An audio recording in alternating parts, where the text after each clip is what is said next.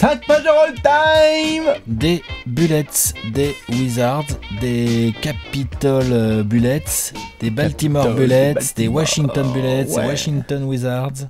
Ceux qu'on connaît sous le nom de Washington Wizards. Qui furent, il y a longtemps, les Chicago Zephyr et les Chicago... Diamonds. Non. Oh, je ne les ai plus, Alex, ok. Packers, je crois. C'était il y a longtemps. C'est il y a très longtemps. Enfin voilà, les Wizous. Les sorciers. Exactement, les sorciers. Les gens de la capitale. Capitale, hein, les bisous à Donald Trump, évidemment. Grand fan numéro 1 de vu l'apéro. quand même quelques bons gros joueurs passés. Quelques belles légendes passées, exactement. On s'installe, on est le jeudi, et donc un jeudi sur deux, c'est la spéciale avec Léon, c'est Alex et Bibi. On s'occupe d'un 5 majeur all-time de franchise. On a déjà fait un bon paquet. On a fait des sessions gaming aussi pour tester tout ça sur Touquet. Exactement. Et donc on va s'attaquer tout de suite à Washington, qui, comme tu le dis, a eu pas mal de légendes sur certains postes. Hein, il y en a d'autres Ouais, il y a c'est des postes un peu moins fournis. compliqué. Mais aujourd'hui, on aime assez bien cette franchise de Washington avec John Wall, Bradley Beal et toute la compagnie. Il y a quand même pas mal de légendes, on va en parler. Je rappelle juste le concept. Ouais. Allez, on fait poste par poste, meneur, arrière, ailier fort, pivot. À chaque fois, on fait les mentions, ensuite on tranchouille avec le laguiole. Ouais. Et après, on se rajoute un petit sixième homme. Sixième homme et un coach. Et un coach, exactement. Vous êtes prêts? Ok. On n'est pas là pour traîner. Du coup, on commence juste à parler un tout petit peu quand même de cette franchise. Tu le mentionnais là juste un peu en intro, les Washington Wizards, bien, mais avant ça, il y a eu aussi d'autres noms. Washington Bullets. Les Bullets qui sont champions. Qui étaient les Capitol Bullets, si je dis pas de conneries. Et qui ont donc un titre, hein, on n'oublie pas, en 78. 78, Washington Bullets, champion NBA. Wes Unseld, on va en parler. Wes Unseld, tout à fait, MVP des finals. Grand personnage dont on parlera par la suite. Et puis avant, il y avait aussi d'autres petites franchises. Surtout large. Un cubique, hein, voilà. On va en parler de l'ami Wes Unseld. Tu vas pouvoir nous sortir tout le vocabulaire sur Wes Unseld, Ouais, hein, les mètres cubes, les mètres carrés. On va se faire plaisir. Meneur. On commence par les meneurs. Allez, on n'est pas là pour perdre de temps, du coup, les meneurs de jeu. Parce qu'il y a eu du bon monde, hein, en scred. Rod Strickland. Monsieur Riley Strickland. On a parlé de lui. Dans plein de top 10 all-time. Dans plusieurs top 10 all-time, notamment dans un où je crois qu'on l'a mis numéro 1 tous les deux. Vous irez voir, c'est le top 10 des joueurs qui n'ont jamais été All-Star. Et pourtant, Roddy Strickland, dans plein de franchises, dont Washington. Tu vois, c'est pour ça que je trouve ça bien d'en parler, parce qu'à Washington, il était très très sale. Exactement. Excellent passeur, showman, gros dribble, surjeu rapide, bon bah voilà, hein, c'est même pas drôle. Drive très bien, belle finition, excellent meneur, hein, Rod Strickland, excellent meneur. Strickland, on va en parler, c'est même la crème. Et pas resté non plus hyper longtemps. Non. Il a beaucoup voyagé, hein, l'ami Globetrotter, l'ami Rod Strickland, mais tout à fait, ça se mentionne, c'est sûr et certain, magnifique book, parfaitement dessiné, Roddy Strickland. J'ai envie de te parler, je vais te parler de qui? Alors, on avait parlé pas mal chez les Nuggets, mais Michael Adams, il est passé par Washington aussi. Il a fait le boulot, gros shooter, attention, vous irez le voir, les curieux, ça shoot à une main. Hein, alors que nous on apprend toujours à shooter à deux mains. Non, tu enlèves la mimine gauche, tu la mets dans la poche et tu shootes toi à une main. C'est vrai que c'est beaucoup plus dur d'ailleurs. Oui, Michael Adams qui a joué à Washington. D'autres petits noms. Earl Monroe, mais à la main. Moi je l'ai mis en deux, mais bon, c'est un guard. C'est un combo. Bien sûr. Earl the Pearl. Drive, spin move en pleine course. Oui. Finition, flotteur, gros scoreur. Les fans de New York, évidemment, calmez-vous. Les 4 premières saisons sont à Washington. Oui. Avec les boulettes. Avant de venir ensuite à Washington, à New York, tout à fait, et vraiment excellé. Mais les meilleures saisons d'Earl Monroe sont sous point de vue individuel, sont sous le maillot des boulettes. Exactement. D'autres petits noms, je te sors un petit. J'ai envie de te sortir quand même Monsieur Tom Henderson, qui, si je dis pas de bêtises, doit être le meneur titu de l'équipe championne. Possible. En 78, donc quand même, hein, quand t'es le meneur titulaire de l'équipe championne, souvent on te mentionne. Ok, Mario Chalmers, hein. Je fais pas de comparaison, mais voilà, souvent ce sont des all-time, évidemment. Qui tu as d'autres? Bah après j'ai deux gros noms. Vas-y. Je sais pas, t'avais peut-être d'autres mentions. Moi, j'en ai plein. Ah bon? Oui. Vas-y alors. Oh, je t'en fais juste rapidement. Chris Whitney dans les années 90. Oui. Mine de rien, Chris Whitney, il était là, petit point guard qui shootait bien. Attention, Chris Whitney aussi, ça shoot bien comme il faut. Ça shoot très bien. Oui, nous avons Steve Coulter, notamment le Crooked Leg. Pour ceux qui s'en souviennent, vous avez peut-être probablement été regarder Monsieur Isaiah Thomas qui en parlait dans Open Court. C'était un meneur qui a pas de statistiques folles, hein, mais qui avait notamment un move, vous irez voir. Crooked Leg, hein, c'est Crook, C-R-2-O-K-E-D, Leg. En fait, c'est simple, tu plantes ton pied, tu passes le dribble derrière et tu fais un spin move. Dans les années 70, 80, pardon, dans les années 80, c'est pas simple à réaliser. C'était pas très fréquent. Et puis sinon, Darrell Walker, Frank Johnson. Ouais, ok. Kevin Porter. On cite ces gens-là. Kevin Porter, hein, effectivement. Qui sont dans les mentions, surtout dans les classements all-time des meilleurs passeurs des Wizards /Bullets /Séphir /Diamant, Emerald et toute la compagnie, hein, Cartier. /Sorcier. Tu avais d'autres mentions ou pas? Non, en mention, je pense qu'on a fait le tour. Après, moi, j'ai 2 gros clients, comme je te disais. Ouais. J'ai 2 gros clients. J'ai Johnny Wall. Jean Wall. Mine de rien. Dans l'histoire des Wizards. Monsieur le meilleur passeur de l'histoire des Wizards. Ouais, et surtout, non seulement ça, et en plus, intercepteur, il en est déjà à 8 saisons. Ouais. Il en a déjà 8 dans les papates. Il a rempli avec un contrat. À un moment où on parle, il en a déjà 8 dans les papates. Et a priori, vu son contrat, va y en avoir d'autres. Après, il peut toujours y avoir jusqu'en 2020. Trade ou quoi, je sais pas. Mais en tout cas, voilà.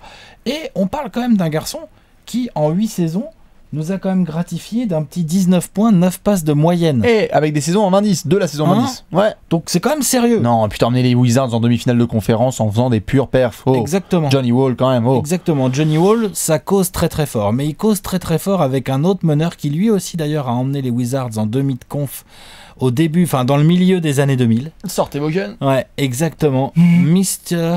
Gilbert Arenas. Ibachi. L'agent zéro, Ibachi, tout ça. Un joueur classe. incroyable, un joueur magnifique. Malheureusement pour lui, ça s'est pas tout à fait goupillé comme il aurait voulu. Ou comme très bonne utilisation du verbe. Ou comme ça les Wizards auraient voulu. Ça s'est pas dégoupillé comme il les fallait. Pauvres les Wizards. Hein. Les Wizards qui ont pris cher. Ils ont un triple All-Star. Ils ont un mec qui leur sort 3 saisons d'affilée monstrueuses. Mais il est à 25 points de moyenne en carrière aux Wizards. Hein. Oui, mais c'est normal, il y en a 2 où il est à 28, 29. 29. Il est, franchement, il est top 5 joueur de la ligue. Dans la NBA actuelle, Gilbert. Pourquoi t'as fait ça, Gilbert, dans la NBA actuelle? Ça aurait été Gilbert, là, en 2016, 2017, 2018. Ah bah, en tout cas, il serait compliqué à tenir. Feu vert comme ça. Il serait compliqué à tenir. Ah oui, non, il serait compliqué à tenir. Ce sont les 2 meneurs, évidemment, dont on parle le plus. T'as fait comment, toi? Moi, j'ai mis John Wall au poste 1 dans mon... Moi aussi. Dans mon... 5 majeurs. Ok. Voilà. Moi aussi, voilà. J'ai mis Johnny Wall. Voilà. Mais je n'ai pas pour autant oublié Gilbert Arenas. Il donne le tips, on est d'accord. Attention Gilbert, on te rendra hommage tout à l'heure. Voilà, parlons juste rapidement de John Wall, on l'a dit là un petit peu, on doit le mettre parce qu'en plus il est sous contrat, il peut monter dans les rankings un petit peu des Wizards all-time, il peut monter très haut. Match joué, points scorés, passes décisives. Il peut être dans l'histoire, il peut être un des mecs avec le plus de saisons sous ce maillot. Déjà, tout à fait, c'est déjà pas mal. Il peut petit à petit être un des mecs avec le plus de matchs. Ouais. Il peut devenir... Ça va pas être facile, mais il peut devenir le meilleur scoreur, non? Ça va être compliqué parce qu'il y a un copain. Il y a un copain en effort. Ouais, mais il y a de la place.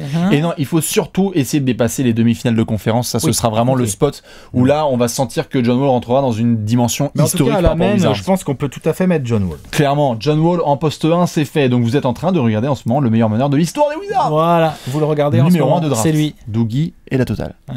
On passe en poste 2. Poste 2. Poste 2, qui on a? Bradley Beal. Bradley Beal, tout à fait. Hein, le grand copain de John Wall, un meilleur backcourt NBA, hein, tous les deux. C'est ce qu'ils ont dit. Tout à fait, hein, formé à Florida. Non, Bradley Beal, on doit en parler. Au-delà, excellent joueur. Au-delà de sa saison actuelle, là, quand on tourne en 2018 de All-Star, quel joueur. Ouais, magnifique. Ses playoffs ont été un petit peu moins bien. Mais enfin, il y a quelques beaux matchs. Mais non, mais quel joueur. Des deux côtés du terrain. Défenseur. Ça peut driver, c'est un culotté, bon handle, culotté.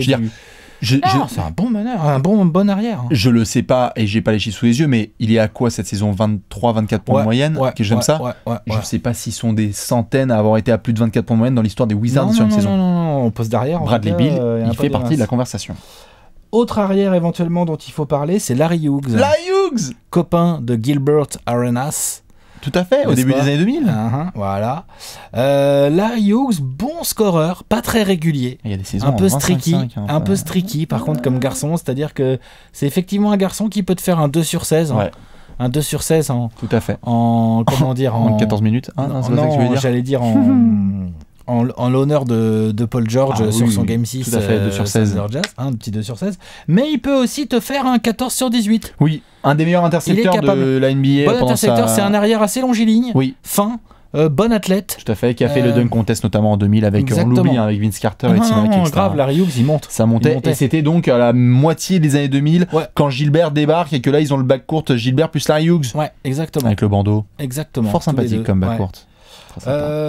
Autre mention éventuelle que j'ai envie de te donner pour le poste 2, monsieur Rex Chapman. Oui, c'est vrai. Oui, je l'ai même pas mis dans Rexou. Rexou, il est venu là. On sait pas ses plus belles années, mais ça reste Rexou. Moi, j'adore ce joueur. Rex Chapman, c'est vrai, il fallait le mentionner. Que ce soit au Suns ou au Heat, il m'a fait kiffer. Clairement. Joueur spécial. T'as l'impression qu'il est lent, puis en fait il est pas lent. Un des Babtou qui montait à l'arceau de ouf. Exactement. T'as l'impression que ça monte pas. Puis l'autre il peut tout écrabouiller des deux mains, appel de pied. C'est pas à battre. Il a fait le concours à 3 points ou pas? À 3 points? Ouais. Peut-être, je sais pas. Est-ce qu'il a fait le concours de dunk? Non. J'ai pas souvenir de ça en tout cas. Mais peut-être. C'est un de ces gars qui aurait pu faire les deux en tout cas. Il aurait pu faire les deux. Excellent shooter. Oui. On se souvient de son buzzer. C'était pas sous le maillot des Wizards. C'était sous le maillot des Suns. Alex va devenir nostalgique. Attention. Plan séquence. Il est incroyable ce buzzer. Plan séquence. Franchement, c'est un des buzzers les plus incroyables de l'univers. Rex Chapman, Suns. Ouais, Sonics. La passe est mauvaise, mais il y a buzzer beater. Si je te fais ça, tu me dis qui? Si je te fais ça, merde, non. Deshaun Stevenson. Ah, Deshaun, pardon, excuse. Deshaun Stevenson. Oui, tout à fait. Quelle légende. Le duel contre LeBron. Deshaun Stevenson peut jouer 2, peut jouer 3. Peut jouer 2, peut jouer 3. Deshaun Stevenson, désolé pour les oreilles de certains, mais Bulldog costaud. Oui, et puis la confrontation, il y avait LeBron et Jay-Z contre Deshaun Stevenson et Soulja Boy. Soulja Boy, c'est clair. C'était beau. Très bon joueur. Un des LeBron stoppers avant l'heure. Tête de con qui shoot à 3 et qui défend dur. Tout à fait. Le 3&D, lui aussi, ce serait bien éclaté dans la NBA actuelle, je pense. Ah oui, bah de toute façon, il gagne le titre avec Dallas en étant un 3&D typique. Ouais, voilà, exactement, tout à fait. Qui bombarde, etc. Deshaun Stevenson, il faut lui rendre hommage. Jeff Malone. Oui, je mets ça en 2, moi. Gros scoreur, très sous-estimé dans l'histoire. Oui, monsieur Jeff Malone, qui était d'ailleurs avec Steve Colter. Peut-être l'arrière qui a joué le plus longtemps. Il y a 9 saisons. Phil Chenier. Ah oui, Phil Chenier, bah ça c'est sûr. Il faut le mentionner. Alors j'avais d'autres joueurs avant, mais il y a lui aussi. Ah oui, parce que toi, oui, d'accord, pardon. Ah oui. Attends, non, parce qu'il y a d'autres mentions. Attention, t'es prêt? Bah oui, moi j'ai d'autres mentions potentielles. Bah vas-y, alors balance, parce que Phil Chenier, moi je le garde pour un peu plus tard. Ok, d'accord, bah Michael Jordan. Après, il a plus joué 3. Il a plus joué 3 à Washington quand même. Je l'ai mis en 2 parce que Michael Jordan, c'est un arrière. D'accord. Michael Jordan n'a jamais joué à Washington. On l'avait dit, non, David. Mais si, il n'a jamais joué à Washington. Non, il a grave joué. Franchement, il y a notre copain Clutch 23, il a fait des mix absolument incroyables. Moi, je les adore, ces mix-là. Sur Jordan à Washington, franchement, il y a beaucoup de choses qui montrent encore comment Jordan à 38, 39 et 40 piges. Il met 40 points sur un test et tout. Il met 50 points à 40 ans. La saison où il est de 38 à 39 ans, il a encore à 23 points de moyenne, l'autre. Il est sale. C'est Jojo. Il avance plus comme avant, il peut pas sauter pareil. Ça l'empêche pas de mettre des contres à 2 mains sur la planche en contre-attaque. Ron Mercer. Tout à fait. Ce contre-là est quand même absolument incroyable. Michael Jordan, Ron Mercer, R-O-N-M-E-R-C-E-R. Le contre est incroyable. Il y a du fade-away, plus quoi savoir en faire. Enfin, les 2 saisons de Jordan aux Wizards. Bah écoute, ma foi, elles sont belles. C'est une mention puisqu'il n'a jamais joué au Washington Wizards. Il est là, quoi. Il est dans le tableau, quoi. Il a jamais joué au Washington Wizards. On est bien d'accord. Kevin Lowry. Oui. Qui a été mentionné aussi, bon ça c'est dans l'historique des Wizards, Earl Monroe moi je l'avais mis en 2, et sinon quand même, il faut qu'on parle de Swaggy P, Nick Young. Ah, Swaggy. Parce que si t'as Deshaun Stevenson, t'as Nick Young. Il faut dire que c'est quelle saison ça? C'est 2009, c'est 2010 je dirais, avec Javel McGee et Nick Young et André Blatch. L'équipe. Les Jail Wizards. Franchement c'était... C'est les Jail Wizards, j'appelle ça moi. C'était Nick terrible. Young, André Blatch, et n'empêche qu'il y avait du talent sur le terrain, attention. Javel McGee, André Blatch et Nick Young. Philip Saunders au coach. Et qui donne la balle et genre let's go. Je sais même pas si ça a gagné 30 wins cette affaire. Non, mais par contre ça faisait le Shaq-Tin toutes les semaines. Est-ce que ça a passé les 30 wins? Je suis même pas sûr. Franchement, faudrait checker. Mais Nick Young qui fait son taf un petit peu à Washington, c'était cool.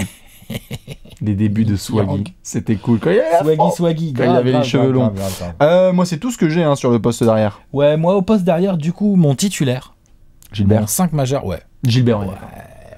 Parce qu'en fait, sinon je le mets en 1, mais ça oblige à enlever John Wall, ça me fait un peu chier d'enlever John Wall, et je peux pas, c'est impossible. Sur la photo. De faire un 5 majeur des Wizards sans mettre Gilbert dessus. Gilbert Arenas. En plus, il peut jouer 2. Mais bien sûr qu'il peut jouer 2. Il fait 1m92, 13 et il pèse 95 kg de muscle. Il est plus grand même. Ouais. Peut-être, mais non, je pense pas qu'il. Genre, c'est un Dwayne Wade, tu vois. Peut-être un poil plus petit même que Dwayne Wade. Il y a le shoot et tout. Il peut jouer 2. Il a grave le shoot, il a grave le drive. Il interceptait pas trop. Enfin, il peut jouer 2 tout à fait. Notre ami Gilbert. Parlons de Gilbert. Et voilà, c'était un des joueurs les plus kiffants des années 2000, clairement, Gilbert. Ibashi, quand il était en feu, l'agent 0, c'était tout le shoot du Martin Luther King Day. Le shoot du Martin Luther King. Contre Utah, vous irez voir, absolument monstrueux sur Deron Williams. 60 points contre les Lakers. 60 points contre les Lakers, il y a même la 50aine contre Phoenix, il y a des shoots avec la planche du milieu du terrain. Phoenix, il y avait Colangelo et Mike D'Antoni qui n'avaient pas voulu de lui dans Team USA. Tu veux dire que c'est un truc qu'on peut voir dans une TBNL ou pas ? Par exemple, ouais, tout à fait. Petit instant. Tout à fait. Gilbert, c'était absolument exceptionnel. Et puis il y a le côté, l'énorme contrat qu'il lui file quand il est au top. Et puis derrière, il y a blessure, flingue. Il y a blessure d'abord, genou. Après, il y a l'histoire des flingues. Enfin, ça part en autre boudin total. Mais donc, du coup, la carrière de Gilbert, elle aurait pu être beaucoup plus longue. Et peut-être qu'il serait allé dans d'autres équipes. Mais en fait, finalement, la carrière de Gilbert, c'est un court passage aux Warriors et derrière c'est du Wizards quoi. C'est ça. C'est ça le truc. Pareil, on dit que Gilbert n'a jamais joué à Orlando, comme ça au moins c'est réglé. Ni à Memphis, il a uniquement. Ni au Shanghai Sharks. Il a uniquement joué à Washington. On est d'accord. Voilà. John Wall en meneur titulaire, Gilbert Arenas, ça fait un back court. J'ai très hâte, Alex. J'ai envie qu'on arrête la vidéo maintenant. Le Touquet. On va se faire un Touquet, ça va être monstrueux avec Gilbert Arenas et John Wall. Et puis Léon, dans la raquette, il y a des copains aussi. Oui, bah justement, on va en parler parce que Léon, il va se gratifier. Poste d'ailier là, faut qu'on passe au poste d'ailier. Alors, on passe aux ailiers. Fuck. Il est compliqué. J'ai un copain des années 90. Je t'en prie, vas-y. Tracy Murray. Ouais.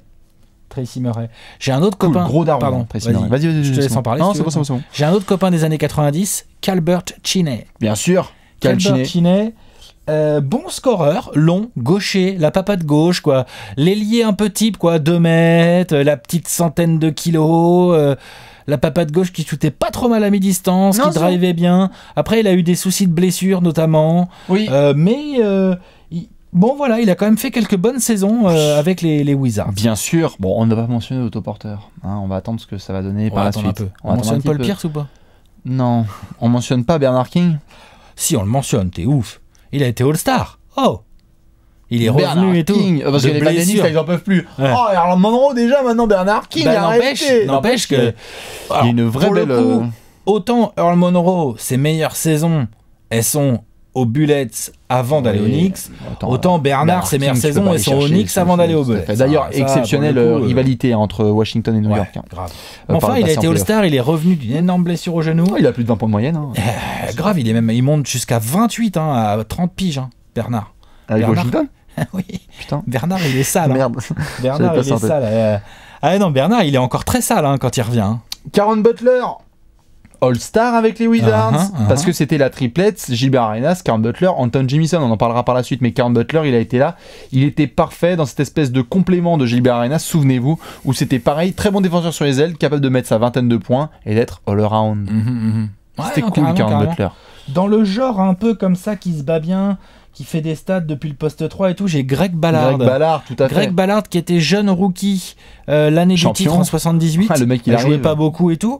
Et dans les années qu'on suivi, il en a fait 3-4 autres saisons. Le mec fait On descend très rarement sous les 15 points. Et puis il y a 7-8 rebonds. Attention, c'est un garçon sérieux. Oui. D'ailleurs, il avait été drafté assez haut. J'ai noté, attends, bouge pas, je te retrouve ça tout de suite. J'ai noté Greg Ballard. 4e de la draft 77. Quand même, pas mal. L'année du titre de Portland. T'en as d'autres à mentionner ? Écoute, Gus Johnson. Ouais. Et en fait, j'en ai deux, c'est Kevin Grevey et Bob Dandridge. Bob Dandridge, parce que c'est la clique de 78. Il faut savoir, pour ceux que souvent les gens associent à 78 Wes Unseld, ce qui est normal parce que MVP des finales, etc. et que c'est une figure un petit peu, on va en parler en long et en large. Mais les deux ailiers qui foutent le boxon au niveau du scoring, c'est les deux, Bob Dandridge et Kevin Grevey. Surtout Bob Dandridge d'ailleurs. Tout à fait. Les deux scorent.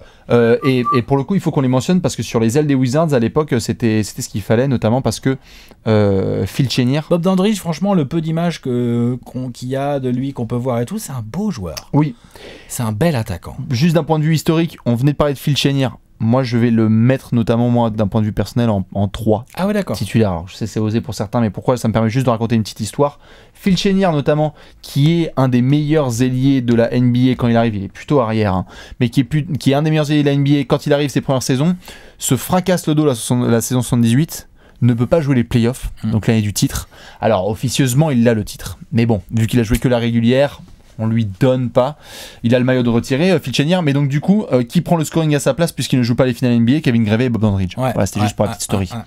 Qui tu nous as mis en 3 ? Bob Dandridge.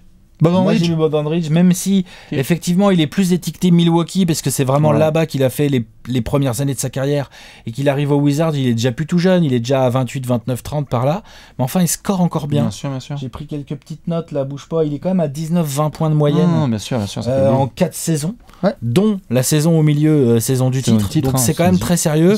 Après il ira finir vite fait une petite saison à Milwaukee. Mais on n'a pas encore fait le 5 all-time des Bucks, si je dis pas de bêtises. Je pense que j'aurais du mal, on va parler de lui, je pense que j'aurais du mal à le caser. Bien sûr, donc je suis content de le mettre ici. Je suis content de le mettre ici où c'est un petit peu plus pauvre. Le poste d'ailier, c'est pour ça Wizards. notamment que je t'ai mis Phil Chenier là, parce qu'il fait que 1m90, hein, donc c'est compliqué de le mettre. C'est vraiment plus en arrière. Mais par contre, s'il y a des fans des Wizards là, qui nous regardent ou qui nous écoutent, c'est Monsieur Washington. C'est-à-dire que c'est le mec qui non seulement a joué, a eu son meilleur retiré, a été All-Star, mais le mec commente les Wizards depuis 1987. C'est clair. Donc le mec a tout le temps été là, il vient d'avoir son meilleur retiré, là le 45, si je dis pas de bêtises, c'était une cérémonie assez émotionnelle, mais il est souvent reconnu comme la voix de Washington depuis 40 ans. Sinon on aurait pu mettre Jordan titulaire au poste 3. Sinon on aurait pu mettre Michael Jeffrey Jordan. Il a jamais Jordan. joué à Washington, c'est ça? Ouais, c'est ça. Ouais. Non, c'est un mythe ça. Bogdanovich pour Alex et Monsieur Phil Chenier pour Bibi. On passe aux ailiers forts. Allez les ailiers forts, c'est parti. Qui tu as? Mitch Kupchak. Eh oui, bah oui, le GM que vous connaissez. Eh oui, mais il était pas dégueu, hein. Mais c'était la saison du titre. Non, je crois pas. Il est là, peut-être. Il est peut-être là. Remarque. Je crois que Mitch Kupchak est titré avec les Bullets et il est genre à 15 ou 1 de moyenne. Non, mais il scorait, il prenait des rebonds et tout. T'es sérieux le monsieur? Bien sûr. Bon basketteur. Très grand Mitch. Ouais, Mitch est grand. Mitch est bon. Mitch est cité dans les mentions des postes d'ailier forts des Wizards. Il y a des grosses Mitch. Et ouais, Mitch. On était obligé de parler de lui. Et évidemment, Antawn Jamison, dont on vient de parler, tous les gens qui ont suivi Antawn Jamison dans les années 2000. Les scoops, main droite, main gauche, d'une finesse. C'est un scoreur hallucinant. Incroyable. Antawn Jamison, on n'en parle jamais. Je rappelle, le mec a 20 000 points en carrière. 20 000 points en carrière. 20 000 points en carrière NBA, c'est pas tout le monde en fait. Et il y en a quelques-uns quand même à Washington où ça faisait la triplette avec Caron Butler et Gilbert Arenas. Presque 6, t'es à 20 points 10 rebonds, ou 22 points 9 rebonds, un truc comme ça de moyenne. Il est sérieux, Antawn Jamison. Les 3 sont All-Star à Washington. Ça, je sais pas. Je dirais que oui. Vous irez vérifier. En tout cas, Jamison et Arenas, ils doivent être All-Star en même temps. Butler et Arenas. Après, Jamison, il doit être Jamison doit probablement l'être. Paquet, mais est-ce qu'ils sont tous en même temps à chaque fois? C'est pas sûr ça. Je pense, parce que notamment avec le coach, après, ils ont Eddie Jordan, qui est coach de la sélection de l'Est. On va en parler par la suite. Autre petit ailier fort sympathico, Chris Webber. Ah bah oui, si Webb. Bon, il est pas venu longtemps, mais bon, il était là. Mais dis donc. La résurgence des Bullets. Il a fait le taf, hein. Bien sûr. Avant d'aller aux Kings, là. Bien sûr. Il a fait vraiment le taf. Oui. Puis voilà, quoi, c'était du C-Web, pas blessé, en bonne forme, très très sale. Tout à fait. Dans les autres joueurs un petit peu qu'on associe à d'autres franchises, parce que là on a parlé des mecs qui sont Knicks, Rick Mahorn n'a pas juste joué à Détroit. C'est vrai. Il fait ses débuts. Il a joué à Philadelphie aussi. Tout à fait. Et à Charlotte, non, mais je dois dire des conneries. Non, il se fait. Quand il fait l'expansion de team, c'est par les Wolves qui se fait sélectionner, je sais plus. On vérifiera. Quand il y a les Wolves qui arrivent en NBA, quand il y a l'expansion, et que Rick Mahorn se fait pécho par les Pistons. Puisque ça casse le groupe. Enfin bref, on vérifiera. Mais dans tous les cas, monsieur Rick Mahorn a fait ses débuts avec Washington et c'est là. Et il fait ses meilleurs stats en carrière. Il est quasiment en double-double. Il est en 12-10. Il n'avait pas le même rôle. Hein. Ouais, quasiment en triple-double, puisqu'il mettait à peu près 15 coups de coude par match. Mais il n'avait pas le même rôle. C'est clair. C'était différent. C'était pas le même joueur. D'autres petits noms? Ailier fort. Ouais. Non, je commence à être pas mal. Je t'en sors 2-3 du coup. Si tu veux, Jeff Rouland dans les années 80 qui a fait ses stats, on est All-Star, on a fait du 20-10 de moyenne quand même, C'était bien sympathique. Et puis sinon Tom Gugliotta. Ah oui, Tom Gugliotta, tiens. Tout à fait. Monsieur bien lui. Monsieur Juwan Howard. Juwan Howard aussi qui a fait Washington. Washington, tout à fait. Et puis évidemment, on doit terminer avec Markieff Morris, évidemment, qui nous a régalé. Markieff The Morris. Markieff qui était là pendant les grandes années des Wizards, puisque ce sont les actuels où ça ne va nulle part. Tous ces joueurs s'inclinent devant un homme. Un monstre. Un monstre, un mec dont on a déjà parlé dans plusieurs top 10 également. Et dans un livre. Et dans un livre aussi. Monsieur Elvin Hayes. The Big E. C'est pas Big E comme Notorious B.I.G. Le gros E. Le gros E. Avec un E, mais c'est même pas une majuscule, Alex. Plus que majuscule. Lourd. Hall of Famer. Bon, Hall of Fame. 12 fois All-Star. J'ai noté, attends, bouge pas. 12 fois All-Star, dont 8 fois sous le maillot des Wizards, Bullets Wizards. Il a jamais joué sous le maillot des Bullets, d'ailleurs. Des Wizards, c'est que Bullets. C'est quoi, il a jamais fait une saison en dessous de 80 matchs? Non, il fait pas de saison sous 80 matchs, tu connais pas. Il fait que des saisons à 82 matchs quasiment, ou 81. Il fait 9 saisons à Washington, entre les Capitals, les Bullets et tout ça. Il y en a 8 en double-double de moyenne. Hein, celle, il est pas au double-double de moyenne, il manque 3 fois rien au rebond. On a dit quoi, Alex, la dernière fois, que c'était quoi en carrière? Il a pas genre plus de 25 000 points et 13 000 rebonds, un truc comme ça. Si, c'est un truc de fou. Allez voir les stats de Elvin Hayes en carrière, c'est un truc de fou. On ne le respecte pas assez il est dans le top 10 des rebondeurs all-time. C'est ça. On ne le respecte pas assez parce que même s'il y a le titre de 78, il n'y a pas assez non plus. Mais ça, moi personnellement, je fais partie de ceux qui pensent qu'il aurait dû être MVP des finales. Il a 20 points de rebond de moyenne et on le donne à Wessensel pour des raisons qui sont encore un peu louches. Et fait un papier là-dessus. Tout à fait, mais sur le site. Hein. Ouais. Vous irez foncer. Mais dans tous les cas, c'est clair que Elvin Hayes, c'est un des joueurs, bizarrement, ailier fort, les plus sous-estimés et les moins mentionnés de l'histoire de la NBA, alors que putain, les stats. Et même quand tu regardes les images, c'est chaud. Ça bouge vite, c'est mobile, ça shoot, ça slash. Après, on sait, hein, quand c'est un peu introverti, souvent. En 9 saisons, 21 points, 13 rebonds, le pépère. Hein. Elvin Hayes. Ailier fort, titulaire, des Wizards, point barre. Genre, zéro discussion. Il n'y a pas du tout de discussion. On passe au pivot ? Ouais, on passe au pivot. Brandon Haywood. Le LeBron Lover, hein, celui qui avait dit Cry Baby LeBron, hein, qui avait lancé notamment les mèmes avec LeBron, etc. Garde du corps de la team Arenas et compagnie. Exactement. Manu de Bol. Manu de Bol. Manu de Bol, il commence sa carrière NBA, il la commence par quelques saisons. Bien sûr. Là-bas, à Washington. Hein. Oui, tout à fait. Sa première saison où il fait 5 comptes de moyenne, là, c'est à Washington. Hein. Tout à fait. Voilà, de toute façon, on l'identifie avec ce maillot-là. Exactement. Après, il y a les Warriors aussi quand même. Mais Manu de Bol, Wizard, enfin, c'est Bullets. Hein. Oui. Mais Washington, non, sérieux. Tout à fait. Très sérieux. Walt Bellamy. Monsieur Walt Bellamy qui est passé par là aussi. 4 ou 5 saisons. Hein. Oui. Après, c'était pas le même basket, c'était pas la même époque, mais le monsieur. J'irai voir aussi. Hein. Mouillez-vous la nuque avant de regarder les stats, hein, parce qu'on parle de mec qui est en 27-17. Hein. C'est ça. Alors on le met en ailier fort, mais il peut jouer pivot, hein, Walt. Hein. 2m10 le pépère. Ouais. Walt Bellamy. J'ai un autre petit pivot, bien sympathique, un premier choix de draft, un premier pick, un first pick. Qu'est-ce que t'as toi? Kwame Brown. Oh putain. Eh oui monsieur. Oui monsieur. Je t'avais dit que Jordan n'avait jamais joué au Wizards, oui, il n'a jamais pris sa décision. Oui, ça n'existe pas. Kwame Brown n'a jamais joué à Washington. Donc mine de rien, Kwame Brown, numéro 1 de draft 2001, direct en sortie du lycée. Hein, parce que là, les recruteurs, ils ont fait lui, il est trop fort. Il a des grandes mains et tout. Putain, ça spin au poste. Il va dominer de malade. Tu parles. Il a fait 4 saisons là-bas, elles sont dégueulasses. Hein, d'un point de vue statistique, c'est crade. Le joueur n'avait pas de potentiel, pas de technique. En plus, il s'est fait quelques blessures. Bon défenseur, mais c'est tout. Ouais, vite fait. Hein. C'est tout. C'est tout. Tu parlais de Manu de Bol, il y a une espèce de collection un petit peu des géants parce que monsieur Georges Muresan, ça a joué à Washington. C'est vrai, ouais. Georges Muresan, dès que tu fais 2m30, ça joue. Comme Manu de Bol, ils ont 2 mecs à plus de 2m30 dans l'histoire de la franchise. C'est pas banal. Bien joué. C'est pas banal. Hein, et Georges Muresan n'empêche. Ils sont tard. Georges Muresan, il avait de la technique. Hein. De ouf. Pas très mobile par contre. Hein. Non. Alors bonjour la technique. Hein. Mais à Washington, il fait des bonnes saisons. Il avait un vrai petit shoot et tout, des petits hooks et tout. Puis quand tu fais 2m30, forcément tes hooks. Il a joué où? Il a joué à Pau. Il a joué où en France? C'est Pau. C'est Pau, hein. Il a joué. D'accord. On est bien d'accord. D'autres petits intérieurs ou pas? Moi j'en ai 2-3. Vas-y. T'es prêt? Vas-y, envoie. Moses Malone.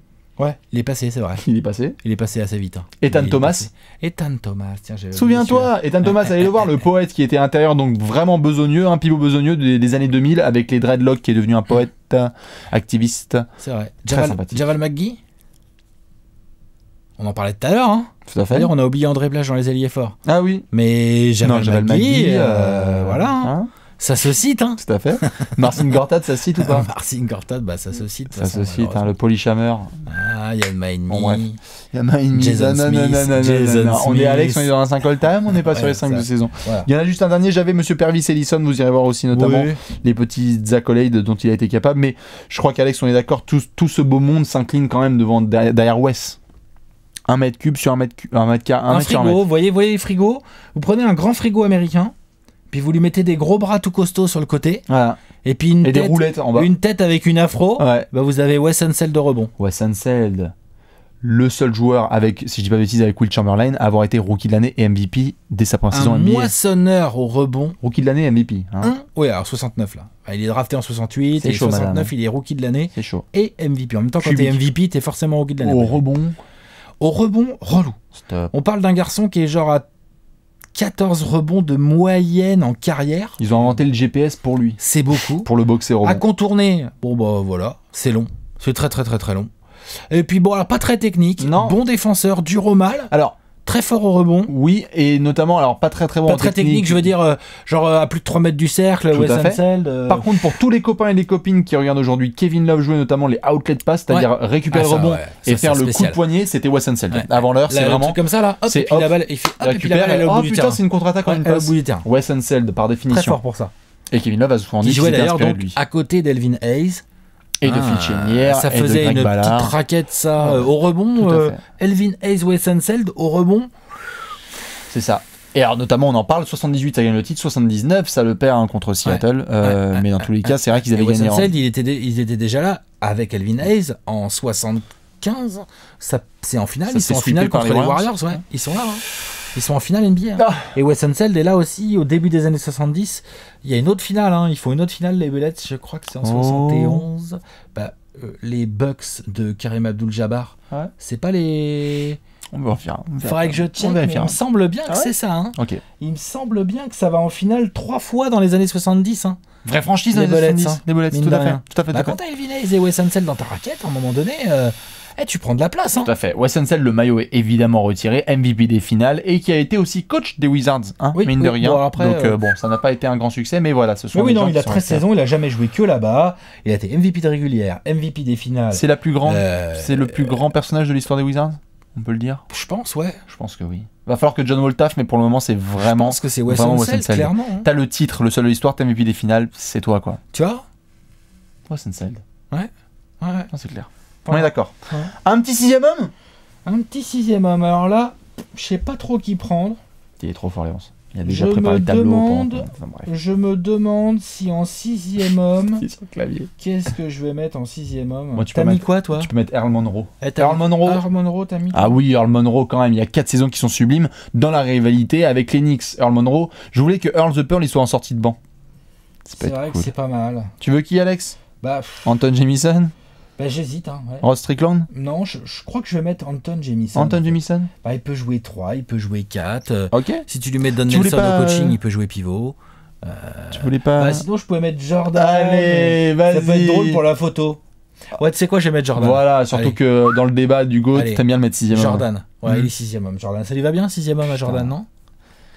J'ai du sang qui coule des oreilles. Jordan, 6e homme des Wizards. Non, mais je rêve. C'est drôle. Ouais, je le fais. Allez, je le fais. Allez, c'est parti. Earl Monroe pour Bibi et Michael Jeffrey Jordan pour coaching, Alex. Moi, j'ai pris Dick Motta.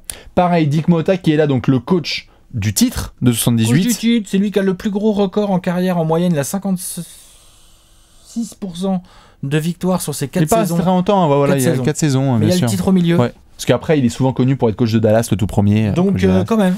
Oui, Dick Motta. Après, sinon, on aurait pu citer Casey Jones. Casey Jones, Randy Whitman, lol. Eddie Jordan, lol. Gene Shue. Oui. Gene Shue. SHUE. C'est lui qui est là, tu vois, je l'ai noté dans mes notes là. Finale de 71, tu vois, je l'ai mis dans mes notes. Ok, très bien, parfait. Donc si je l'ai mis quand même, c'est il y a un paquet de victoires régulières, non, il a fait le boulot. Il est là le pépère, puis lui il a été là très longtemps, Gene Shue, il a été coach genre plus de 10 saisons. On prend Dick Motta quand même. Ouais, Dick Motta, coach du titre. Bon taf. Franchement. C'est honnête. Ouais. Voilà, il est parti un peu tôt, mais bon, c'est comme ça. Après il est allé à Dallas pour essayer de se faire plaisir. On monte le tableau? Allez. Le tableau made by c'est beau. C'est beau comme il faut. On est quasiment d'accord sur tout, sauf sur le poste d'ailier où tu nous as mis Monsieur Bob Dandridge. Et je t'ai mis Monsieur Phil Chenier. Ouais. Magnifique petite franchise de Washington. On espère qu'ils vont essayer un petit peu d'augmenter leur palmarès parce que ça fait longtemps qu'on n'est pas allé en finale de conférence. Ah, ça fait longtemps. Il faudrait passer des caps. On en parle. Ça fait plusieurs années de suite qu'on en parle, des Wizards qui doivent passer un cap. Ils ont la base. On va voir si tout le monde reste en place cet été. On va voir comment ça progresse. Avec Monsieur Scott Brooks qui aura bien taper la discussion. Mais ça va être compliqué. Ça va être compliqué là. Du coup, on fait évidemment des bisous à la fanbase des Wizards. La suite, vous la connaissez. On va se faire une petite session gaming avec Léonce, Alex et Bibi. Cool à jouer, ça. John Wall, Gilbert Arenas, Earl Monroe en backup. Mais même les Elvin Hayes et les Wes Unseld, ça va être marrant. Anton Jamison, ça stretch. Ouais. Brian Haywood pour mettre des torgnoles. Ah, ça. J'ai qu'une hâte, c'est de faire cette session. Donc évidemment, on vous tiendra au courant. On revient aussi dans 15 jours pour une nouvelle franchise avec un 5 majeur all-time. À la prochaine. Ciao. Ciao.